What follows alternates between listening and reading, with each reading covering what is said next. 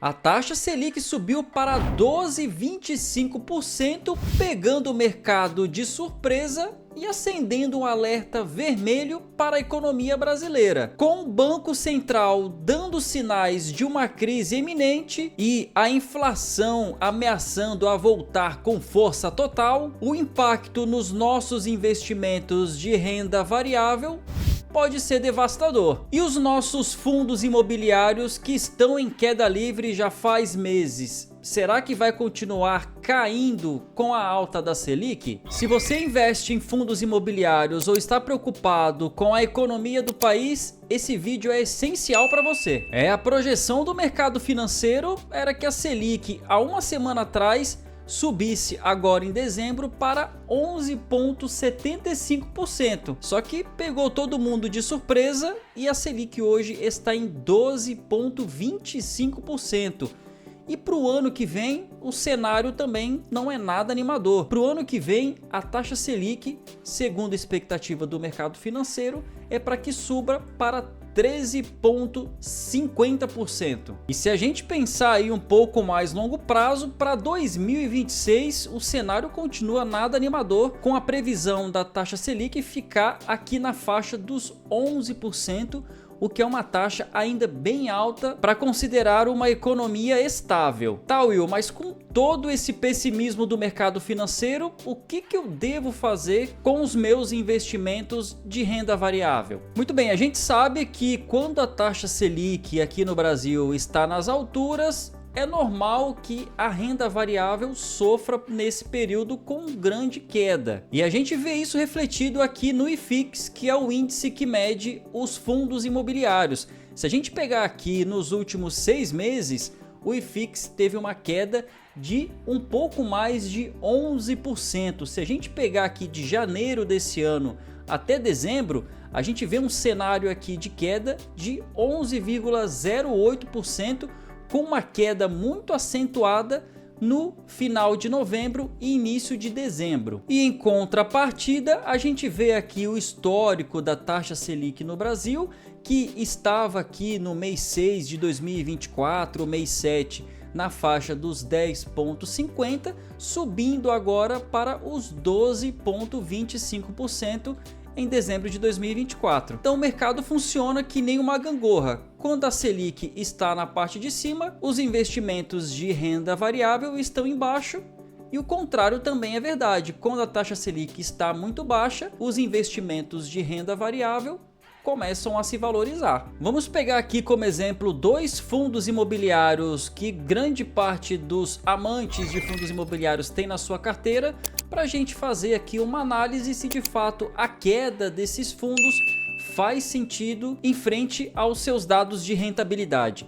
O HGLG11 é um fundo de logística e no último ano ele teve uma queda aqui de um pouco mais de 8%. E o KNCR11, que é o fundo de renda fixa, teve uma queda aqui no último ano de um pouco mais de 6%. Vamos dar uma analisada aqui então nos dados desses 2 fundos imobiliários e se faz sentido essa queda desses fundos imobiliários de acordo com a sua administração. Começando aqui com HGLG11, se a gente pegar aqui o histórico desse fundo imobiliário do seu PVP, que é o preço pelo valor patrimonial do fundo, de 2018 até hoje, 2024, esse fundo imobiliário nunca esteve abaixo de 1 do seu valor patrimonial, ou seja, as pessoas sempre investiram no HGLG11 acima do seu valor patrimonial. Então aqui em 2018 a gente teve 1,16 de PVP, 2019 subiu para 1,52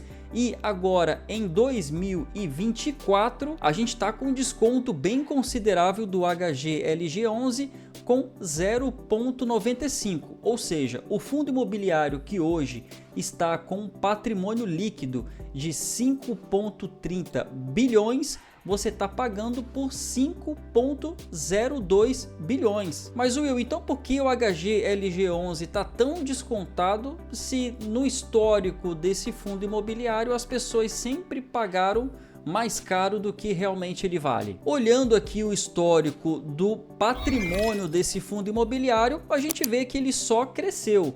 O patrimônio, que em 2018 era de um pouco menos de 1 bilhão, em 2024 ele chegou a 5,30 bilhões. Então é um fundo imobiliário que só vem crescendo e adquirindo mais imóveis de logística. E a gente observa isso na prática olhando aqui os imóveis do HGLG11. Então tem aqui em Vinhedo, tem em Barueri, São Paulo, Cajamar, tem aqui também em Itupeva, também tem aqui alguns em Minas Gerais como Betim, São Carlos, Ribeirão Preto em São Paulo e por aí vai. Se a gente aqui olhar um dado importante, que é a vacância desse fundo imobiliário, a gente vê que ele está na sua mínima histórica. Se a gente pegar aqui o histórico de 2018, a vacância do HGLG11 era de 17%, em 2019 caiu para 12%, em 2020 subiu para os 17%,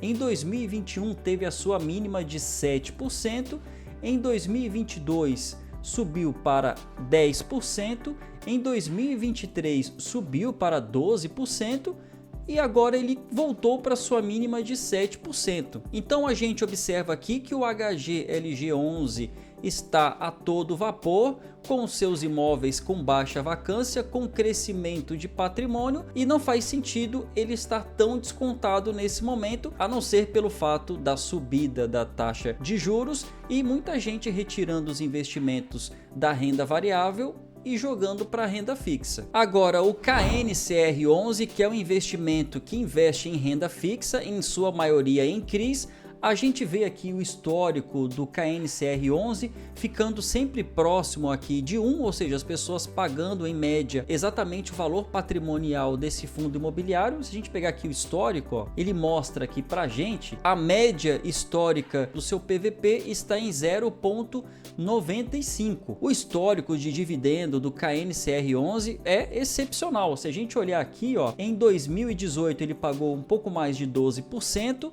em 2019 15%, em 2021 pagou mais 15%, em 2022 teve um estouro aqui de rendimento pagando 22%, em 2023 14% e em 2024 previsão de finalizar com o pagamento de 11,28%. Em resumo, se você está com seus fundos imobiliários no negativo, mas investiu em bons ativos, significa que nesse momento, com as pessoas retirando o seu investimento da renda variável para a renda fixa, é uma boa oportunidade para comprar ativos bem descontados. E aí, como estão os seus investimentos de fundos imobiliários na sua carteira? Comenta aqui embaixo para mim, curta o vídeo, siga a página que eu trago mais informações de investimento aqui no canal para você.